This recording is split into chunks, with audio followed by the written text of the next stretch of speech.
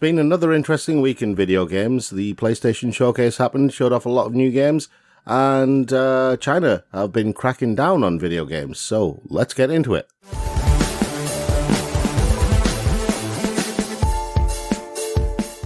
Hi, I'm Prob. And I am Rob. And welcome to News Trash, where we take an extended look at the more interesting happenings from the last 7 days of the world of video games. Yes. Right, so jumping straight into it with games that are coming out in this week. We have Fortnite Season 8. Oh, goody. It's a game, apparently. The much anticipated and probably it's received too much coverage, honestly. Deathloop is out on the 14th. Honey, I Joined a Cult, which is a nice title, honestly.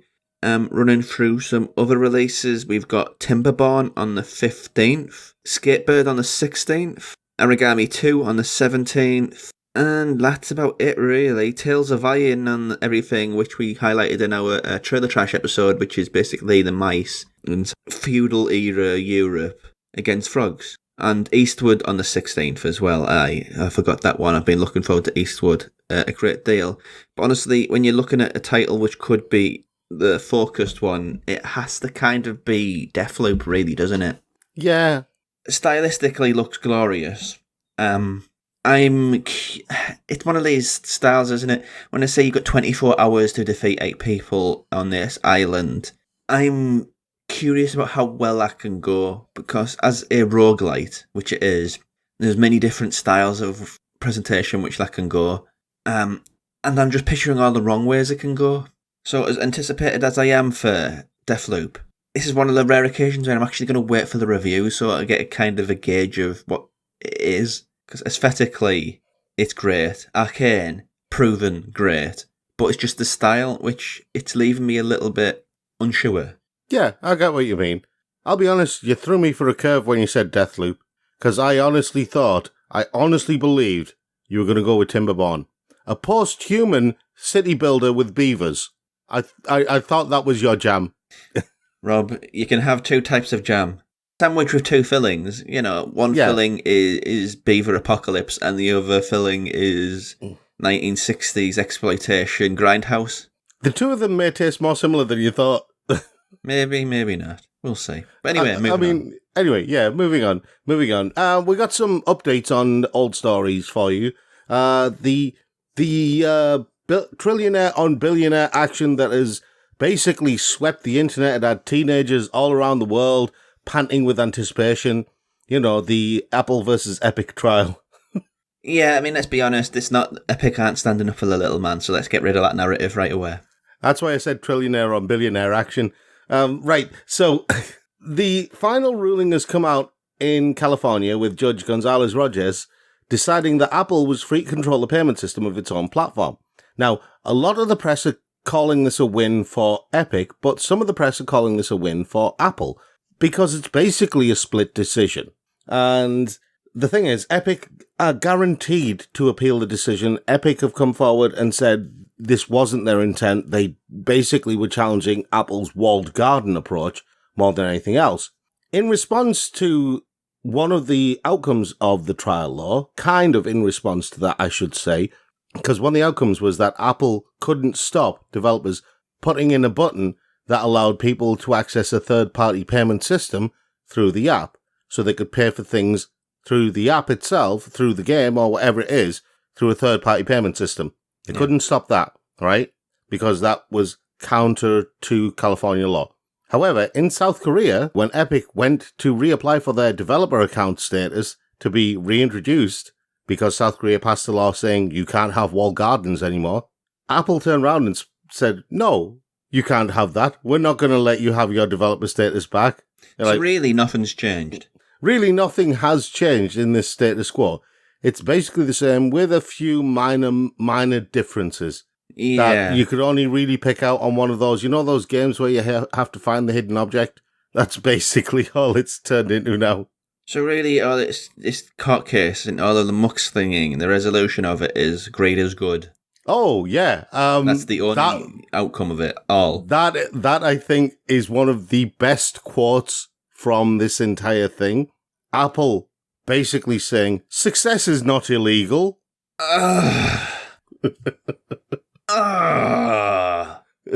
Just saying it makes me feel dirty. There was recent action taken by Twitch users against hate raids. And for those of you who didn't see that story, hate raids are basically organized attacks on lesser known Twitch streamers. Basically, it's like a DDoS attack on a person who's streaming through Twitch. And they're not very nice. There's loads, they do upset people and they are very hurtful.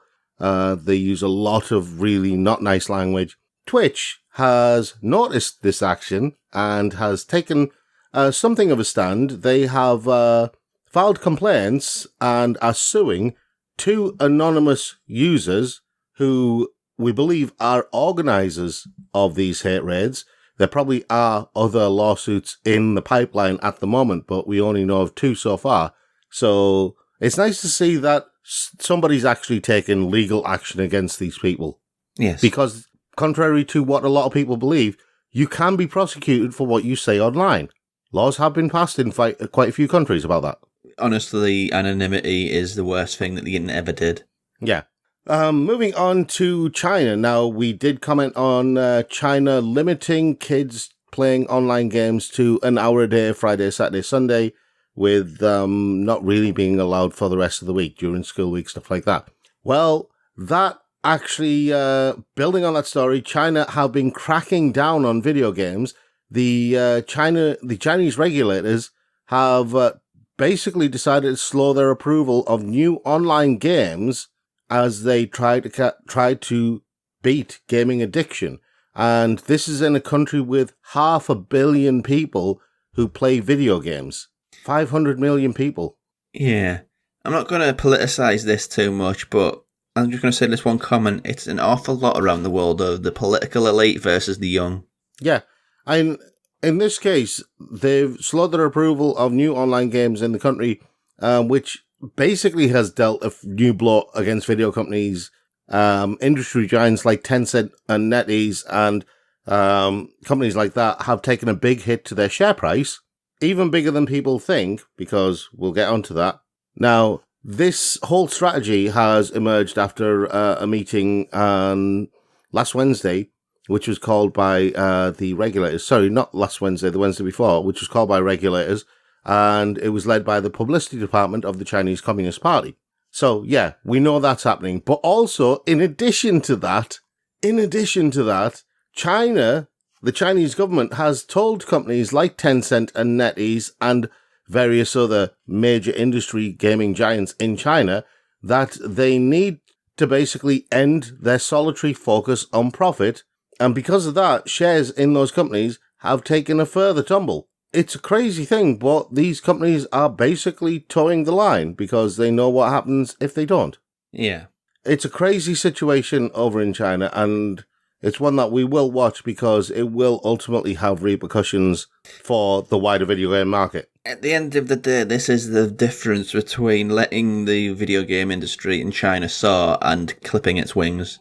See, we did that video about China being the sleeping titan of video games, and I still think that's the case.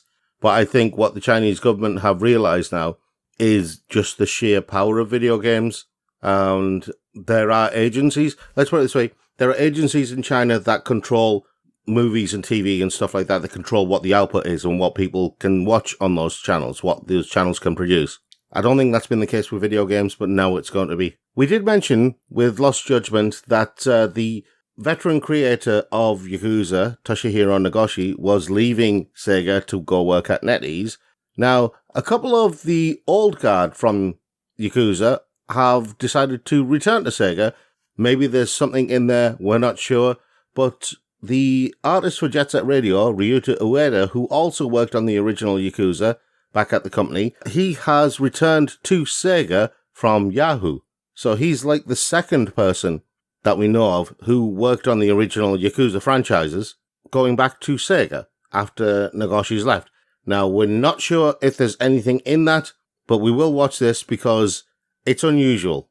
Yeah, just that one guy left and 2 people who were with the company previously return. Yeah. There is a heavy suggestion there. there's a heavy suggestion there. We're not sure what it's suggesting, but there is a heavy suggestion there. It may have something to do with Yakuza Like a Dragon not doing as well as people wanted. Yeah, well, you can't go from being a brick house like Kiryu, where you hit people with bikes and destroy everybody, to a turn-based adventure game with a brand new character and expect the same level of success. Yeah. You can't do that. It's Kiryu is basically a upper echelon character in the video games industry right now, and you can't just say no to him and then move on and then expect success. That's all I'm saying. No, nobody says no to Kiryu. No. Because he will destroy you all and then rip his shirt off when he's serious. Exactly. Moving on to Paradox Interactive, who are the creators of Crusader Kings and have worked on various other real-time strategy titles in the past. A report that was conducted into Paradox Interactive found that more than 2/3 of women employed at the Swedish game developer reported that they had faced in the past some kind of gender discrimination or other mistreatment at the company. This was a new survey conducted by 2 labour groups in Sweden back in August, and we're only now hearing about the results of this. This is part of this massive outing of old skeletons and old deplorable acts that have been going on in the video games industry for the last few decades. Yeah, this is getting exhausting now, how often this is happening. Yeah, and it's affecting every developer, even developers that you thought completely safe or probably were never involved in any of this stuff. All of a sudden, skeletons come out of the closet and you're just like, why? This is such an ugly industry. Yeah.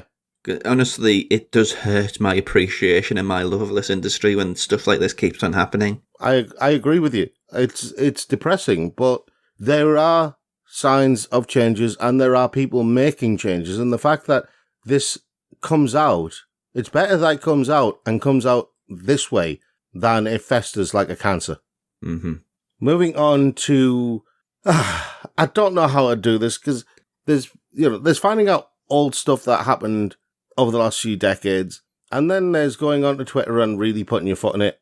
Okay. So John Gibson, who is the president of Tripwire, who made Maneater and Killing Floor, he tweeted his support for the US Supreme Court's decision not to block a new law in Texas that bans abortions for most women. And the repercussions of that tweet have been, well, nothing short of astonishing.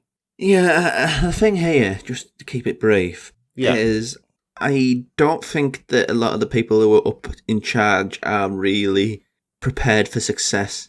I mean, they've got their opinions, their opinions are fine in their own isolated world. In their brains, yeah. Yeah, but as soon as they become a success, they don't really have as long as a leash. So once upon a time where they weren't successful, they could say whatever they want and nobody had bat an eyelid. As soon as there's eyes on the company, you really have to change your perspective. And it's hurting a lot of people, not just in video games, but across culture, where they think they can just do whatever they want and say whatever they want. But as soon as success makes it a thing, the world is watching. Yeah. Once you reach a certain level, I mean, James Gunn suffered from that famously. Yes, he did. He made tweets when he was a lot younger, and he apologized for those tweets before he was fired from Disney, and then rehired by Disney a little bit later on. Yeah. But yeah, this is the kind of thing that will happen, and more people need to be aware of this stuff. Anyway, moving on to Sony. Now, there was all this controversy about Horizon Forbidden West having to pay for the upgrade from PS4 to PS5. Sony then faced the backlash of that decision, reversed their decision, now it's a free upgrade, but they have confirmed that going forward, for other games, they will charge a $10 fee for upgrading from PS4 to PS5. It's not great, but at least it's consistent. Yeah, and I to be honest, I'm not sure how I feel about that, but I can understand why they're doing it. It's losing out on a lot of money from people who will buy the PS4 one and upgrade it for free to the PS5 one. That is the reason and the rationale behind it. Exactly. But when your competition is doing smart delivery, it kind of makes that decision look archaic and a bit backwards. Yeah. But at least it's consistent, is the best I can really summon up for this decision. Yeah. Meanwhile, on the other side of things, Sony PlayStation have bought Firesprite, which is one of the UK's fastest growing studios. And when you look at the history of Firesprite, you kind of understand why. Not just what they were doing recently, but where they came from. They didn't do a lot recently. The most, I think it was Persistence is their biggest game as a Firesprite. But the people who were previously Sony Liverpool, who created Wipeout, there's a lot of history there. And they're not bought this company to do VR stuff. They're not bought it to basically, what they've been doing as Firesprite is patching up a lot of things what other people have been doing and giving support. They were bought to make original games. And as far as I understand it, there's a shooter they want to do, a multiplayer shooter, and a narrative-based adventure game. So they bought Firesprite to be a first-party studio. Yeah, and for the most part, Firesprite have been doing support work, but the talent that's in Firesprite is, and when we're talking about talent in video games, there are very few developers over my entire lifetime of video games that I would say these were my favourites. But the core members of Firesprite came from Liverpool Studio. Liverpool Studio was born from Psygnosis. Yes, they were. And Psygnosis were one of my all-time favourite video game developers. Yeah. So, yeah, I am really looking forward to what these people can do when they're put in charge of their own projects. And it's nice that a British studio is getting that sort of treatment, honestly. Yeah. And the Sony side of things, because with Microsoft have got, is it Play Dead? No, it's not Play Dead, is it? The company who did Forza, they're British. Yeah, have a look at the old catalogue of Psygnosis titles, because there are some amazing titles in there. Yeah. Moving on to more Sony things, the PlayStation Showcase happened, and there are things to say from the trailers that were in there. One of the things that I really wanted to mention was Knights of the Old Republic. They announced the remake of Knights of the Old Republic, and I went, yay!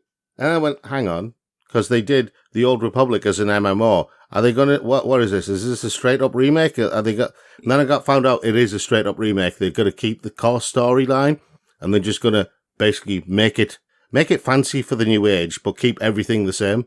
I was like, I am so into this. Yeah, it's a timed exclusive on PlayStation 5, that one. Yeah. And then there was Project Eve. Now, the weird thing about Project Eve is I was watching the trailer for it, and I thought, this kind of reminds me a little bit of Parasite Eve. I wonder if there's a link. There isn't. No link between this and between Project Eve and Parasite Eve, but it does feel like it a little bit. And then while I'm watching it, I'm thinking, it's kind of like Bayonetta in a way, with the tight suits and the fast action. No link to Bayonetta whatsoever. Looks interesting. Not sure. It went on for way too long. And it looks good. The PlayStation 5, it looks fantastic. But there was nothing that really stood out as, this is a unique, this is my thing, this is my selling point. It's just another, sexy leading character smashing things. Which is why it went on for so long. And it just didn't really do much to sell itself as a thing. Yeah, exactly. But like I said, it reminded me of other things before I even thought of what the game itself was. Yeah. I kept thinking of, it looks like this, it looks like this, it plays like this. This is the sort of game that you'll get on a sale. Yeah. That's as much as I can say for it. Yeah. Moving on to the next addition to the Borderlands franchise, which is Tiny Tina's Wonderlands. And I'm watching the trailer and I'm going, okay, so this is fantasy-themed Borderlands, with the Borderlands characters effectively playing a role-playing game where they go around shooting things in the face. And then it kicks into Baby Metal's Chocolate, which worked surprisingly well with the trailer. And I'm going, okay, I'm really confused now. So which crowd are you aiming at now? Are you aiming at the fantasy gamers? Are you aiming at the first-person shooters, or the Borderlands fans, or the anime fans? It's always been very confused, Borderlands, I felt. Yeah. And its sense of humour is horrible. In the trailer, there were jokes that I found amusing. I wouldn't say there were belly laughs. I wouldn't say I was going to fall off my chair laughing at these things. But there's also humour in there that I'm just like, oh, really? Double down on the humour, so I'm done with Borderlands. Yeah. They give the I most can kind annoying of understand. character, or the second most annoying character in the universe, a game. The first most annoying one, ironically enough, is also a Borderlands character, Claptrap. The second most annoying one, Tiny Tina. And honestly, hitching their sale to those two characters, don't care. Yeah. Moving on to Forspoken, which, I'll be honest, I am intrigued by this game. There are elements in there that remind me a little bit of kind of traversing in Spider-Man or, the grapple system from games like Attack on Titan and stuff like that. There are elements in there that remind me of some of those... Oh, what was that game? The indie game where you could basically set a point fire in the distance and kind of teleport things yourself to that point. Can't remember. You know the game I'm on about, though? Not really, but go on. Well, that's wasted.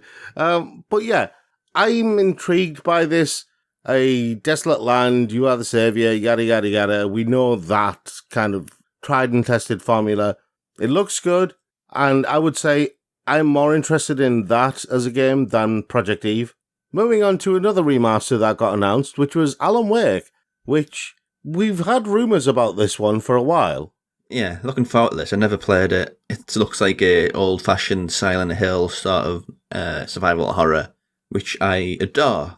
And I mean, yeah, when Alan Wake came out on the Xbox 360, a lot of people played it and said, wow, this is a hell of a game. And I have to admit, it is a hell of a game. one thing is, as long as it's released at a reduced price, because I think releasing remasters at full price is a bit of a bad move, really. Yeah, But more on that in a bit. Yeah, if it's released at sort of a budget price, I'll be all over this because it looks fantastic. But Yeah, paying like 60, 70 pound for a 12, 13-year-old game is stupid. Yeah, more on that in a bit. Yeah. Foreshadowing there, Rob. Well done. Ghostwire Tokyo. We got another trailer for Ghostwire Tokyo. Personally, I'm really looking forward to it. I think the monster design in Ghostwire Tokyo, taken from Japanese folklore, is great. I love the fact that it looks like they're sticking to actual folklore when they do these designs. There was not much else, aside from a few things, which, we're going to go over. But first things first, Grand Theft Auto 5. Yes. Well, the trailer for Grand Theft Auto 5 that they showed has kind of bombed online. I looked before we started recording, and on a PlayStation channel, it's 17,000 likes, 47,000 dislikes. Grand Theft Auto 5 is one of those games now that it's rivaling Skyrim for the number of times it's getting re-released on new consoles, isn't it? Yeah, but the thing is, Bethesda were making other things as well. Rockstar And I think that's what's got a lot of people so pissed off about this, is the fact that Rockstar aren't making any other games. Okay, they're making the remasters, the reboots of Grand Theft Auto 3 and San Andreas and Vice City. Fine. Well, that's not been officially announced, so apparently they are. Yeah, allegedly. But, I mean, nobody needs another re-release or re-release, or however many re's are needed, Third. for Grand Theft Auto 5. Because it was originally on the PlayStation 3 and Xbox 360 at the back end. Yeah, exactly. And then it was on the PS4 and the Xbox One, and now it's going to be on the Xbox Series and the PS5. There are so many people who have been leaving comments on these YouTube videos saying, I don't see the difference in the graphics. It's I just don't frame see rate. what's updated. That's all that's going to Yeah. change, but the frame rate was already hiked up. So what is the difference? There isn't. I know this is hyperbolic and dramatic, but this for me is kind of the moment where it's appearing that Rockstar are jumping the shark. Yeah. Yeah, we've got to bring this up in the original recording, so I'm coming in after the fact and dropping this in here. But the one game that we forgot to mention was God of War Ragnarok, which is confirmed as God of War Ragnarok. I don't want to say too much because it's already captured the imaginations of the internet. All I'll say really is the gameplay looks like it's the same really, which you can't really evolve on what was already pretty much perfect for this style of game. But it's the narrative. There are lots of things that are promised and hinted at and suggested, which makes this probably my most anticipated game, and it just looks glorious in every level really. I'm not sure about making Atreus a teenager, but I have every faith in their storytelling and how things are going to pan out, including things like Odin and including things like quotation marks Fat 4. Anyway, moving on to Twitch, return to Twitch, and Life is Strange True Colors. Now, Square Enix they've released an extension for Twitch, which allows the viewers of a particular Twitch stream who are watching the streamer play Life is Strange True Colors to make the decisions for the streamer, so they can vote on which option they want the streamer to take, which way they want the story to go, and the streamer will follow that. This is apparently something that will work with any choice-based game, not just Life is Strange True Colors, and I am curious because I know what storytelling by committee ends up like. I'm curious how this is going to go, because it's not a good idea to vote for things on Twitch while you're live streaming, because you end up doing some weird stuff. Yeah, well, we'll see. We'll see how that goes. Another story that has been doing the rounds on the internet is there's a company that does these, when collectors have video games, they basically grade these games as perfect or 9.5 condition or whatever out of 10. One of those companies is a company called Wata. Now, they have been in the line of fire for several reasons. One of the reasons is because of an appearance on Pawn Stars of one of the games that they graded, which was Super Mario Brothers, the original cartridge. The guy who brought the cartridge in pretended that he didn't know the expert who Pawn Stars called in from Wata Games, who was like the head of Wata Games, and the expert pretended he didn't know that the other guy who brought the game in was his friend. The two of them pretended they didn't know each other, and he graded the game at $1 million. And then went onto Facebook and posted to his friends a picture of Dr. Evil going, $1 million! Anyway, that guy is now being accused of conflict of interest because his eBay selling account was selling 74 Wata-graded Atari games. Suspicious much. Clearing company assets because he's in the filth much. Yeah. Basically, I mean, the eBay account has been traced back to him, and it's not like he's gone out and said, this is my eBay account, but they have found it's his eBay account. So yeah, there's all sorts of suspicious things going on there. Yes. The upshot of it, though, and one of the outcomes of this, possible outcome of this, is that the collector's market for video games might actually end up in the shit because of it. We'll see. Moving on to Suda51 to... he's encouraging his fans to buy bootleg No More Heroes t-shirts. I don't think he realises what he's doing there. That's kind of borderline career suicide. Yeah. Because if he's saying that, it's basically saying defraud the company who made this game of potential income. Get it from, places like Redbubble instead, who all basically steal copyright and make images for stuff that they don't own. I mean, that's what he's basically pointing people towards.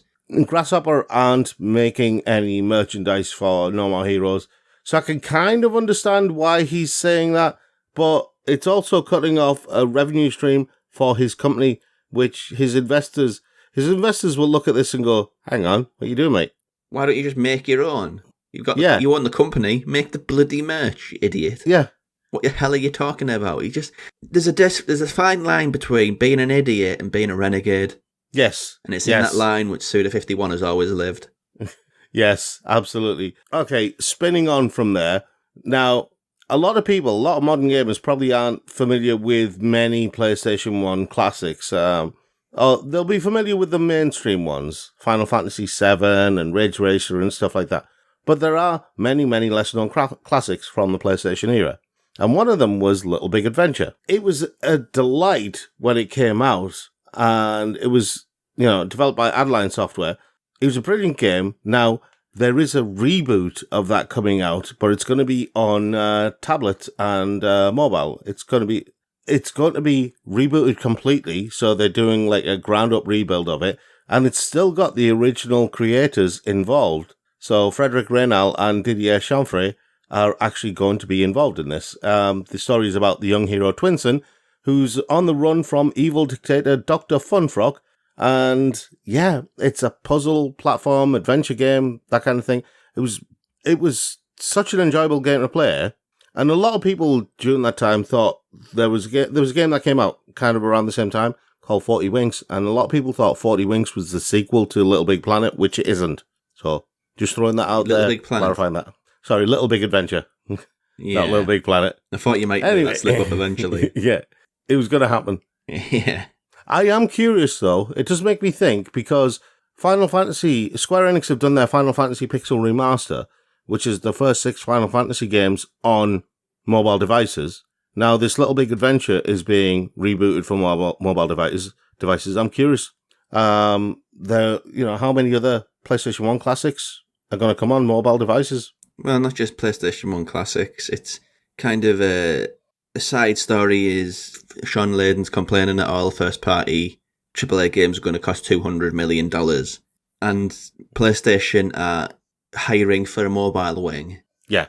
And Xbox are dealing with a lot of indie stuff and smaller scale stuff, which just showed him to be a bit out of touch, really, with the way the video game industry is developing. When you think about the studios that Sony and Microsoft have taken over and the IP that they now own in video games, how many titles they have access to, it'd be very easy for them to basically have a lot of reboots done of classic games. Yeah, moving on to Yoko Taro, who is the creative developer of Nier and Drakengard and Nier Automata and various other games like that.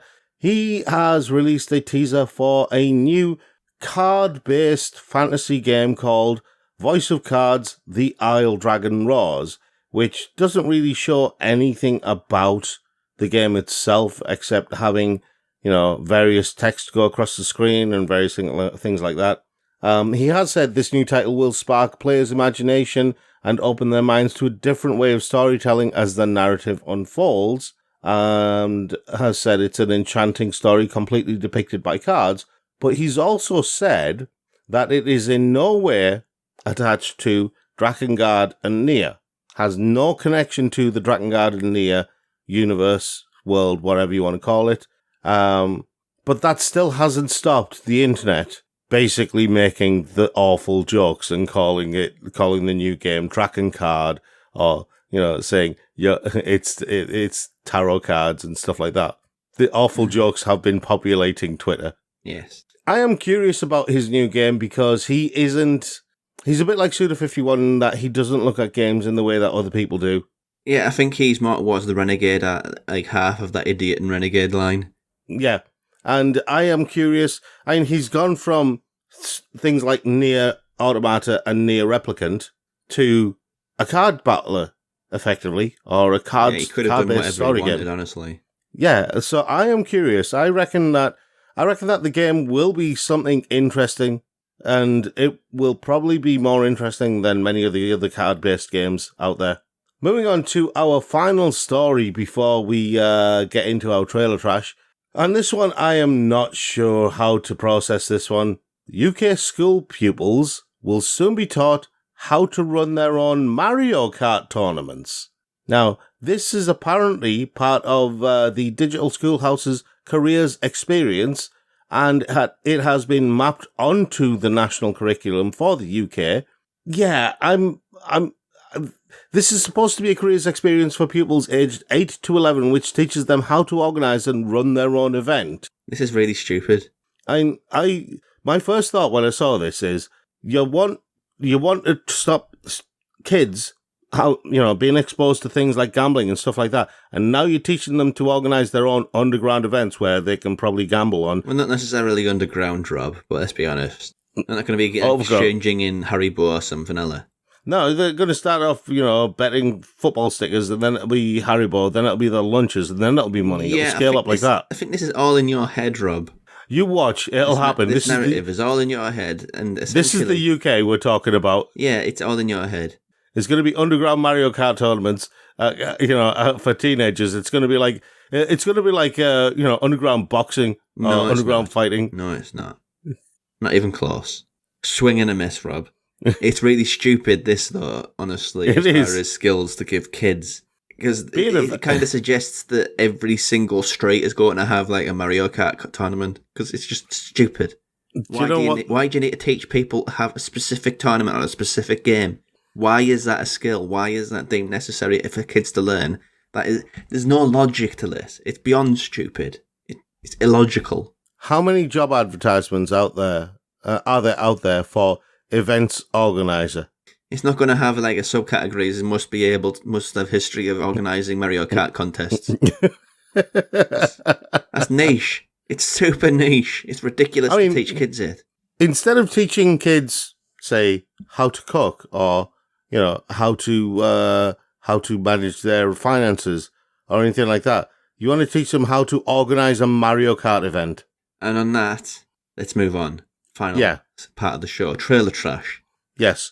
Which is Insomniac. Now, we left these two off the PlayStation Showcase on purpose. Yeah, honestly, I am concerned because neither is going to be out pretty quick. It's Wolverine and Spider-Man 2.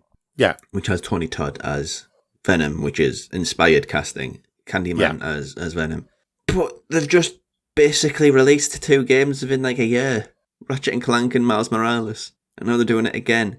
It makes me concerned about whether there's crunch in that studio or how big the studio is, but let's not get bogged down in this because this is kind of what differentiates Sony's first party from any other first party is they're actually doing things that people want. Yeah. Not just the same old. And they haven't really announced the release date for these games yet, have they? 2023 for Spider-Man 2, but I think Wolverine will be 2024. It's very, very early, and I don't think it's going to be an open world game, Wolverine, because by his very definition, he can't, because, Spider-Man's open world because you can move around the world very easily. Wolverine can't. No, because he's really heavy.